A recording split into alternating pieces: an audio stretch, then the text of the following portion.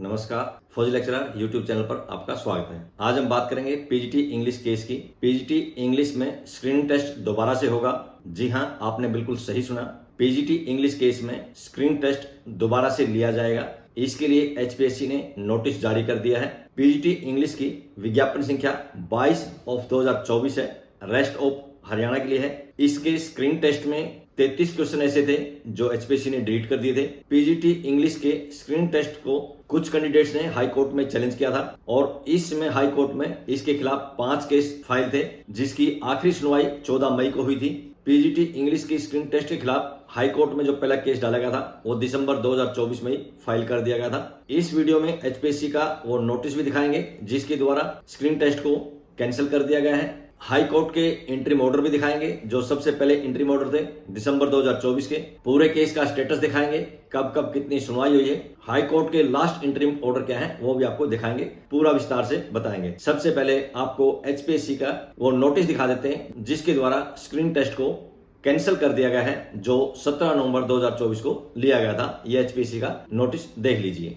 इस नोटिस के माध्यम से एचपीएससी ने कैंडिडेट्स को सूचित किया है पोस्ट ग्रेजुएट टीचर्स यानी कि PGT subject English rest of Haryana के लिए विज्ञापन संख्या 22/2024 का जो स्क्रीन टेस्ट लिया गया था 17/11/2024 को मॉर्निंग सेशन में, उसको कैंसिल कर दिया गया है। फ्रेश डेट कब जारी होंगी उसके बारे में अभी तक नहीं बताया गया है, वो आगे बता दिया जाएगा। उसके लिए कैंडिडेट्स को एडवाइस किया गया है कि वो एचपीएससी की साइट देखते रहें। एचपीएससी की साइट पे ही स्क्रीन टेस्ट की डेट आएगी। यहाँ सबसे नीचे आप डेट देख सकते हैं, 3/6/2025 को एचपीएससी ने नोटिस जारी करके स्क्रीन टेस्ट को कैंसिल कर दिया है। अब आपको इस केस में हाई कोर्ट के पहले इंटरिम ऑर्डर दिखा देते हैं जो दिसंबर 2024 के।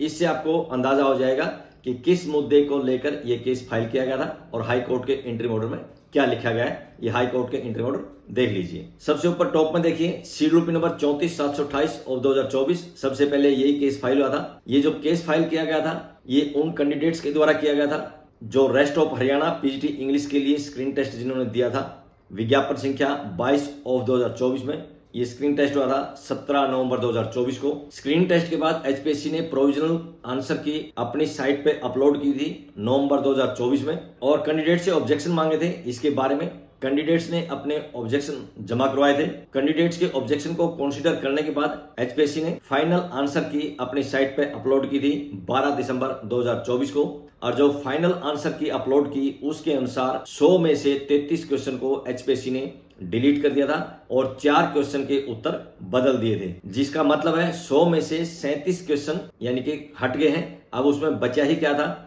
और यही पेटिशनर का आरोप था कि लगभग 40% के आसपास क्वेश्चन हटा दिए गए हैं। तो इससे एचपीएससी की जो क्रेडिबिलिटी है उस पर सवाल उठता है या सवालिया निशान है। यहाँ पेटिशनर ने एक केस का और हवाला दिया था शेड्यूल नंबर 5119/2018। पेटिशनर के अनुसार एचपीएससी ने इस केस में एक एफिडेविट जमा किया था, जिस एफिडेविट को पेटिशनर ने इस केस में एज एनेक्सर P9 लगाया है। इस एफिडेविट के अनुसार एचपीएससी ने हाई कोर्ट में लिख कर दिया था अगर 14 से ज्यादा क्वेश्चन गलत होंगे या डिलीट कर दिए जाएंगे तो एग्जाम दोबारा से लिया जाएगा। और यहाँ इस केस में 33 क्वेश्चन को डिलीट कर दिया था, लेकिन फिर भी एचपीएससी दोबारा से एग्जाम लेने के लिए तैयार नहीं थी। हाई कोर्ट ने इसमें नोटिस दे दिया था। नोटिस में स्टे नहीं दिया था, नोटिस रीस्टे एज वेल करके लिखा है, जिसका मतलब है अगर एचपीएससी जवाब नहीं देगी तो स्टे लगा दिया जाएगा, लेकिन अभी तक स्टे नहीं लगाया गया था। हरियाणा सरकार के वकील ने नोटिस को स्वीकार कर लिया था और जवाब देने के लिए टाइम मांगा था, जिस कारण से इसकी अगली जो डेट लगी थी 31 जनवरी 2025 लगी थी। और यहाँ कोर्ट ने लास्ट में लिख दिया है अगर एचपीएससी सब्जेक्ट नॉलेज टेस्ट लेती है या उसका कोई नोटिस जारी करती है, जो पेटिशनर है उनको छूट रहेगी इंटरिम रिलीफ लेने के लिए। यानी अगर एचपीएससी सब्जेक्ट नॉलेज टेस्ट के लिए नोटिस जारी करती है तो पेटिशनर हाई कोर्ट में जाके इसके लिए इंटरिम रिलीफ ले सकते हैं, यानी पेटिशनर को इसमें अलाउ किया जा सकता है। लेकिन अभी तक एचपीएससी ने कोई भी सब्जेक्ट नॉलेज टेस्ट के लिए नोटिस जारी नहीं किया था। और नीचे डेट देखिए 19/12/2024। ये 19 दिसंबर 2024 के हाई कोर्ट के इंटरिम ऑर्डर थे, जो सबसे पहले केस डाला गया था उसके इंटरिम ऑर्डर थे। अब इसका पूरा स्टेटस दिखा देते हैं। इस केस में अभी तक 7 बार सुनवाई हो चुकी है, लेकिन एचपीएससी हाई कोर्ट को संतुष्ट नहीं कर पाई है, जिस कारण से अब मजबूर होकर एचपीएससी ने स्क्रीन टेस्ट को कैंसिल करना पड़ा है। आखिरी जो इसकी सुनवाई हुई थी वो 14 मई को हुई थी आपको लास्ट के एंट्री ऑर्डर भी दिखाते हैं। लास्ट के एंट्री ऑर्डर अप्रैल के हैं, पहले स्टेटस देख लीजिए। सबसे पहले इस केस की जो सुनवाई हुई थी 19 दिसंबर 2024 को हुई थी, जिसके एंट्री ऑर्डर आपको अभी दिखा दिए गए। उसके बाद 31 जनवरी 2025 को हुई थी, फिर 18 फरवरी को हुई थी, उसके बाद 17 मार्च को हुई थी, फिर 21 मार्च को हुई थी, और उसके बाद 25 अप्रैल को हुई थी, और 25 अप्रैल के बाद 14 मई को इसकी सुनवाई हुई थी। 14 मई के एंट्री ऑर्डर हाई कोर्ट की साइट पर है नहीं। 25 अप्रैल के एंट्री ऑर्डर आपको दिखा देंगे, उसमें क्या दिया गया है। यहाँ इसमें कुल 5 केस हो गए थे। एक केस के एंट्री ऑर्डर आपको दिखा दिए गए। जो और 4 केस थे वो इस प्रकार है। शेड्यूल पे नंबर 54 ऑफ 2025, शेड्यूल पे नंबर 35-177 ऑफ 2024, शेड्यूल पे नंबर 23-31 ऑफ 2025 और शेड्यूल पे नंबर 1753 ऑफ 2025। यहाँ एक सीएम एप्लीकेशन लगी है जिसका नंबर है 6045 और इसकी नेक्स्ट डेट दी गई है 3 सितंबर 2025 को, यानी केस अभी हाई कोर्ट में पेंडिंग है। और यहाँ सबसे ऊपर टॉप में देखेंगे ये केस का नंबर है जो सबसे पहले केस फाइल किया गया था, शेड्यूल पे नंबर 34-728 ऑफ 2024। पीजीटी इंग्लिश मामले में ये 5 केस अभी भी हाई कोर्ट में पेंडिंग है और इनकी जो अभी तारीख लगी हुई है 3 सितंबर लगी हुई है, जिसका पूरा स्टेटस आपको दिखा दिया गया है। अब आपको 25 अप्रैल 2025 के ऑर्डर दिखा देते हैं, उसमें हाई कोर्ट ने क्या इंटरिम ऑर्डर पास किए थे, ये ऑर्डर देख लीजिए। यहाँ टॉप में देखिए सबसे पहले सीएम एप्लीकेशन लगी है जो इसमें लगाई गई है केस में 6045। उसके बाद ये सभी 5 के 5 केस का हवाला दिया गया है जिनकी सुनवाई एक साथ हो रही थी। सबसे पहले जो इंटरिम ऑर्डर पास किए हैं हाई कोर्ट ने वो सीएम एप्लीकेशन के बारे में किए हैं, सीएम एप्लीकेशन 6045। यहाँ जो पेटिशनर है इन्होंने स्क्रीन टेस्ट का सिलेबस जो है वो हाई कोर्ट में रिकॉर्ड में लाने के लिए एप्लीकेशन लगाई थी और हाई कोर्ट ने इसको अलाउ कर दिया है। स्क्रीन टेस्ट का जो सिलेबस था हाई कोर्ट ने as a annexure P10 record में ले लिया है। मेन केस में एक केस है शेड्यूल नंबर 1753 ऑफ 2025।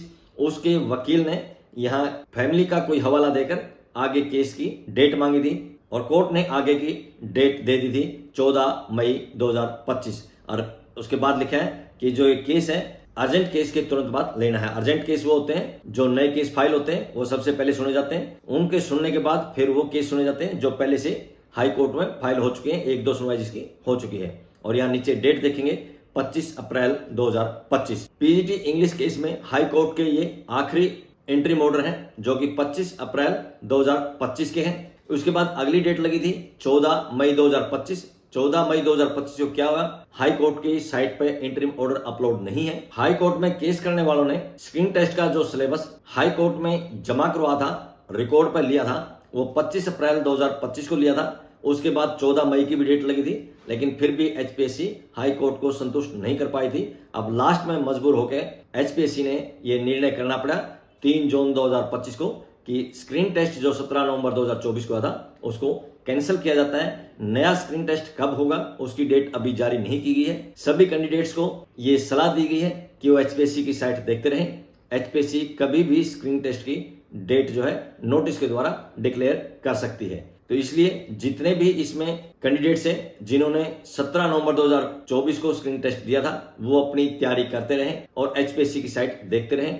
कभी भी एचपीएससी स्क्रीन टेस्ट के लिए डेट जारी कर सकती है। डेट जब भी जारी होगी शॉर्ट में ही होगी, ज्यादा लंबा टाइम शायद नहीं रहेगा, तो इसलिए अपनी तैयारी करते रहें। यहाँ ध्यान देने की बात है एचपीएससी ने खुद सीडीपी नंबर 5119 ऑफ 2018 में हाई कोर्ट में एक एफिडेविट दिया था जिसके अनुसार अगर 100 में से 14 क्वेश्चन डिलीट कर दिए जाएंगे तो एचपीएससी वो स्क्रीन टेस्ट दोबारा से रिकंडक्ट करेगी। लेकिन यहाँ पर 33 क्वेश्चन एचपीएससी ने डिलीट कर दिए थे, लेकिन उसके बाद भी एचपीएससी पीजीटी इंग्लिश केस में स्क्रीन टेस्ट दोबारा से लेने के लिए तैयार नहीं थी, जिस कारण से कुछ कैंडिडेट्स को हाई कोर्ट का दरवाजा खटखटाना पड़ा और इस तरह से एक एक करके 5 केस हाई कोर्ट में फाइल हो गए थे।